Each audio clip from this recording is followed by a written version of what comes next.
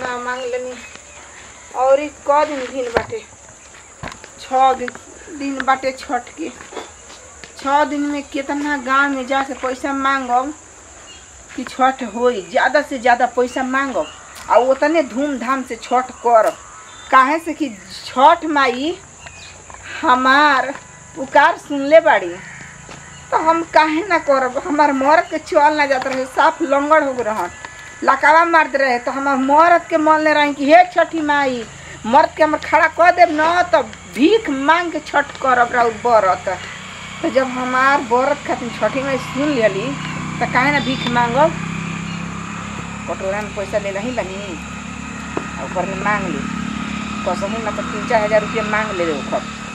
नाच करब, बाजा करब, पटाखा छोड़ब, गाँव घर से पूरा आदमी के जुटा के अगरबत्ती घाट पर मोए बटवा देही बा, तब न कोई कही कि हाँ भीख मांग के छठ कोइले बिया उ अपन मन पूरा। छठी माई के कठिन बरतिया छठ करब हम जरूर, छठ करब हम जरूर। ये मर्दे कबे के देखो तनी अब ले कनियो पता नहीं खेलागत कहाँ गोइल बिया। हाँ जब देखो तब एकदम गाँवे में रहेले, एकदम ओकर गोड़ तो घरे रहबे ना करेला। 24 घंटा गाँव में हेकर पुचराई होकर पुचराई दिन भर बतियाते रहेले। आ देखो तनी कहाँ गोइल बिया, आई न तो के समझा दे भोजपुरी। भोरा भइले मोरावा बोलले भइले अरगा के बेर।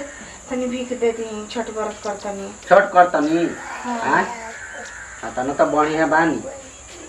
बढ़िया आदमी छठ ना करेला भैया, देखा जौन होइ छठ। अरे कहे के मतलब गलतिये मत समझ।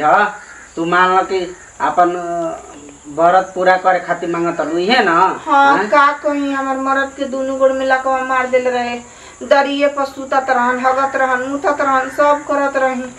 छठ माई हमार कंठ में समैली, कहनी कि ये छठ माई हमार मर्द के गोड़ पर खड़ा कर देम न तो और व्रत कर भीख मांग के। ऐसे भीख मांग तार मर्द सही हो गई ना। हाँ चली ना, घूमी ना, फिरी ना।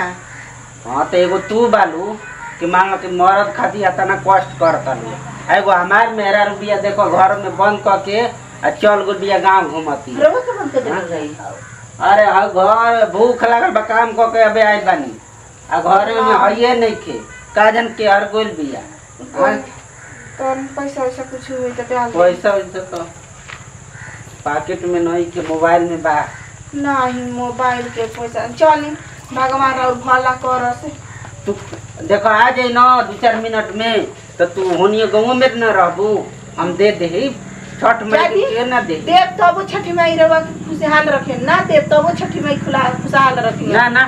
छठ व्रत करे के चाहिए। आ देखी घर में व्रत होला छठ न, घी गिरेला, अगरबत्ती के गमक रहेला, फल फूल के गमक होला, तो देवता देवी घर में बास लेली। जेवरा घर में पूजा पाठ ना होला ओकरा घर में भूत 50 बसेर लेलन। हाँ घर के शुद्धियो हो जाला। हाँ शुद्ध घी जरेला। जय हो छठी मैया, जय छठी मैया की। व्रत करत रहम जा, भुलाल जा मत। हाँ छठ होई बा जा तनी चली कोनो बात नहीं खे आवत ये ना तो हम जा आवतनी एनी ये गांव में तले मांगा। हां खराटी से आइल बानी। खराटी से आइल बालू ठीक बा त एनी ये गांव में न रहबू। तो नहीं भर दिन घर दिन ना हम भूख प्यासल बानी के बिना खाना खइले भीख मांगिला। तो टाइम टेबल होतन घरे दुआरे जाई हो तबे न नहा के खाई पूजा पाठ करके। ठीक बा ना? ठीक बा। अब बतावा छठी माई के नाम पर कोई आए रहा हम मांगा तो हम ना दे पैनी।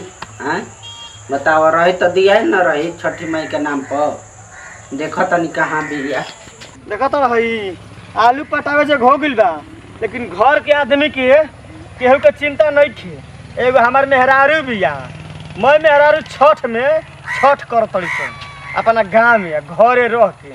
हमार मेहरारू नैहर जाती अपना बाप भाई तो मन तो करता ना कोकरा के ओस मार मारी न कि नैहरे गोइल भुला जा। खतना बड़ पर्व में घरे न रहे के चाहिए कि नैहर रहे के चाहिए। ए भैया अपना बाप भाई वाली बनत ए। खत्म। भैया ये बताओ कि दुमदुमा जाए के बापू में रास्ता जाए के जाने कौन जाई, हमार दिमाग खराब मत कर। तनी भीख चल। दे दो। भीख दे दो। हाँ छठ माई के नाम पर। तोरा की जयरू हम सुनले बानी कि आदमी कहलन कि हम सुनले बानी कि आदमी छठ करेलन तो अपन पैसा ना लगा के छठ करेलन। ये एकरा दादी मोर भीख मांगती रे दादा। ए हाँ? भीख काहे के मांगत हो? छठ के व्रत करे के। तारा घर में जर गइल बा नहीं खे कि उजर गइल बा? 3 ताला हमार घर ह, 4 गो 4 व्हीलर लागल बड़ी सन, 2 गो मोटरसाइकिल बाई सन, ओसे मतलब नहीं खे। तब का हमार घंटा मर्द भीख मांगत सरकारी हलू। नौकरी करेलन, सीआरपी ऑन सीआरपी। हमारा कहाँ फेंको मत, जब तारा कहाँ धन दौलत रही तो तू भीख मांग के छठ कर तू। मन्नत मांगले रही कि मांगत छठी नहीं माई, पोछड़ी मांगले हमार बाड़ू। मर्द के गोड़ ठीक कर दे तोरा उरे के न भीख मांग के छठ करब। ई कैसन भीख मांगला आदमी भीख हो? मांगेलन। भीख मांग के केहू छठ करेला? हाँ करेलन मेहनत क के। आज हम पहली बार सुनले बानी कि केहू भीख मांग के छठ करता। हम तो सुनले बानी कि आपन पैसा आपन नाच बाजा के संगे आदमी छठ करेला, आ तू तो बाड़ू के भीख मांग के छठ कर। तारा यकीन नहीं खे ना, अपना आजी से पूछ ली ह, अपना माई से पूछ ली ह कि भीख मांग के छठ होला कि ना। जाय दल छठी मैया के नाम पर 500 रुपया देतनी। जय हो छठी मैया, रक्षा करी ह।